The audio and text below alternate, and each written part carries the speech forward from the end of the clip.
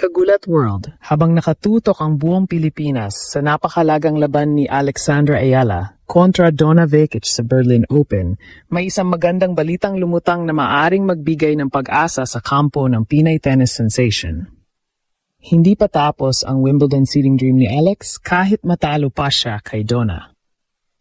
Sa unang tingin, parang napakasimple ng sitwasyon. Kailangan niyang manalo upang makapasok sa top 32 at masiguro ang seeding. Ngunit sa aktwal na mundo ng professional tennis, mas komplikado kaysa roon ang lahat. Sa kasalukuyan, nasa paligid ng world number 33 si Alex. Isang puwesto lamang ang layo sa magic number na karaniwang ginagamit sa Wimbledon seeding. Dahil dito, bawat withdrawal, injury concern, ranking adjustment, at final entry list ay maaring magkaroon ng epekto sa kanyang posisyon. At dito pumapasok ang tinatawag ng maraming fans na swerte.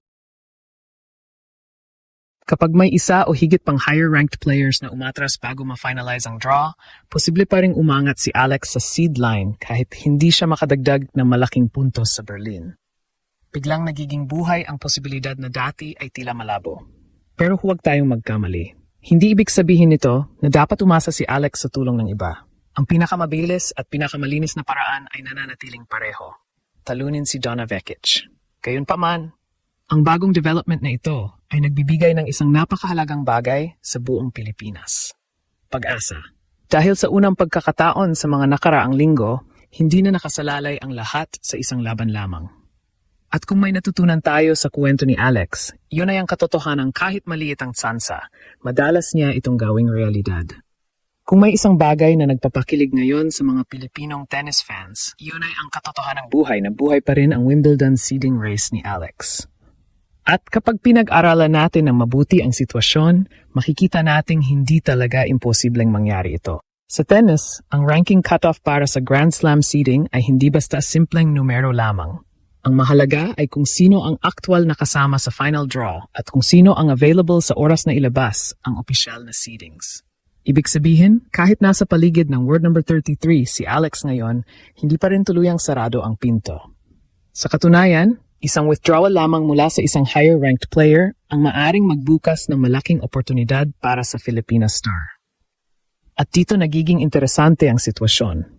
Maraming top players ang nanggagaling sa napakahirap na grass court schedule. May ilan na may injury concerns. May iba na galing sa mahabang clay season. May ilan ding nagdedesisyon na huwag maglaro kapag hindi pa ganap ang kondisyon. Hindi natin sinasabing may tiyak na magwi-withdraw. Ngunit ang posibilidad ay laging bahagi ng Grand Slam preparation period. Kaya habang nakatuon ang media sa laban kontra Donna Vekic, may isa pang laban na tahimik na nagaganap sa background, ang laban ng rankings, entry lists at seed positions. At dito, maaring makakuha ng kaunting tulong si Alex. Ngunit ang mas nakakabilib ay hindi ang swerte, kundi ang katotohanang inilagay niya ang sarili sa posisyong ito. Balikan natin kung nasaan siya ilang taon na ang nakalipas. Isang junior standout, isang promising Filipina talent. Isang pangalan na pinapapalamang makapasok sa elite level. Ngayon, pinag-uusapan na siya bilang posibleng Wimbledon seed. Hindi na ito usapin ng potensyal. Hindi na ito usapin ng hinaharap. Nasa harapan na natin ang ebidensya na kabilang na siya sa pinakamagagaling na manlalaro sa mundo. At yun ang dahilan kung bakit napakahalaga ng laban kontra Donna Vekic. Maaring magkaroon ng tulong mula sa rankings movement. Maaring may mangyaring pagbabago sa draw. Pero kung gusto ni Alex na alisin ang lahat ng pagdududa, may isang simpleng solusyon. Manalo? Ang isang former Wimbledon semifinalist na nasa magandang forma, hindi na niya kailangang umasa sa matematika. Hindi na niya kailangang maghintay ng withdrawal. Hindi na niya kailangang tumingin sa ranking updates bawat oras. Siya mismo ang kukuha ng kanyang puwesto. At yun ang klase ng mentalidad na nagdala sa kanya mula sa pagiging batang pangarap ng Pilipinas tungo sa pagiging isa sa pinakamainit na pangalan sa buong WTA Tour. Kaya habang may kaunting swerte na posibleng pumanig sa kanya, alam ng mga tunay na fans kung ano ang mas gusto ni Alex. Hindi ang pumasok sa Wimbledon dahil may umatras, kundi ang pumasok bilang seeded player dahil pinatunayan niyang karapat-dapat siya roon. At maaring magsimula ang lahat sa pinakamalaking abanyan ngayong grass season laban kay Donna Vekic. Ngunit mga kababayan, may mas malaking dahilan kung bakit napakahalaga ng Wimbledon seeding para kay Alex. Hindi lang ito tungkol sa numero. Hindi lang ito tungkol sa prestihiyo. Ito ay tungkol sa posibilidad na makagawa ng mas malalim na Grand Slam run. Kapag seeded ang isang manlalaro, may proteksyon siya laban sa mga pinakamalalakas na pangalan sa draw sa mga unang rounds. Sa madaling salita, mas maliit ang tsansang mabunot agad niya ang mga halimaw ng WTA sa opening week. At para kay Alex, napakalaking bagay niyan. Isipin ninyo ang alternatibong sitwasyon.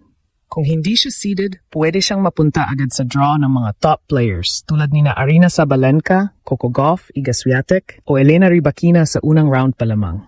Isang malas na draw, isang mahirap na opening match, at maaring matapos agad ang kampanya. Ngunit kapag seeded siya, nagbabago ang buong landscape. Mas lumalaki ang tsansa niyang makapasok sa second week. Mas lumalaki ang tsansa niyang makadagdag ng ranking points. Mas lumalaki ang tsansa niya makagawa ng isa pang historic breakthrough para sa Philippine tennis. At dito pumapasok ang tunay na kahalagahan ng Berlin Open. Para sa karamihan ng fans, isa lamang itong regular tour event bago ang Wimbledon. Pero para kay Alex, para itong final exam. Ito ang huling malaking pagkakataon upang patunayan na handa na siyang makipagsabayan sa elite ng sport sa ibabaw ng damuhan. At sino ang nakaharang? Si Donna Vekic. Isang veteranang manlalaro na alam kung paano manalo sa grass courts. Isang dating Wimbledon semifinalist. At isang player na kagagaling lamang sa malaking titulo. Sa madaling salita, eksaktong uri ng kalaban na kailangang lampasan ng isang future Wimbledon contender. Kaya hindi lamang panalo ang nakataya rito. Ang nakataya rito ay respeto. Ang nakataya rito ay reputasyon. Ang nakataya rito ay ang mensahe na gustong ipadala ni Alex sa buong tennis world. Na ang Birmingham title ay hindi aksidente. Na ang kanyang pag-akyat sa rankings ay hindi tsamba. Na ang Pilipinas ay mayroon ng manlalarong kayang magdulot ng kaba sa pinakamalalaking pangalan sa women's tennis. At habang pinag-usapan ngayon ng mga fans ang posibilidad ng withdrawals at ranking movements, maaring may mas magandang kuwento na naghihintay. Paano kung hindi na kailangan ni Alex ang swerte? Paano kung hindi na kailangan ang tulong ng draw? Paano kung siya mismo ang magdesisyon ng kanyang kapalaran sa court? Dahil sa huli, isa lamang ang paraan upang tuluyang patahimikin ang lahat ng tanong. Talunin si Donna Vekic. At kapag nagawa niya iyon, maaring hindi na Wimbledon seeding ang susunod na usapan. Baka Wimbledon contention na mismo. Kaya mga kababayan, buhay na buhay pa rin ang Wimbledon seeding dream ni Alex. Maaring may kaunting swerte mula sa rankings at withdrawals, pero alam nating lahat ang pinakamagandang paraan, manalo.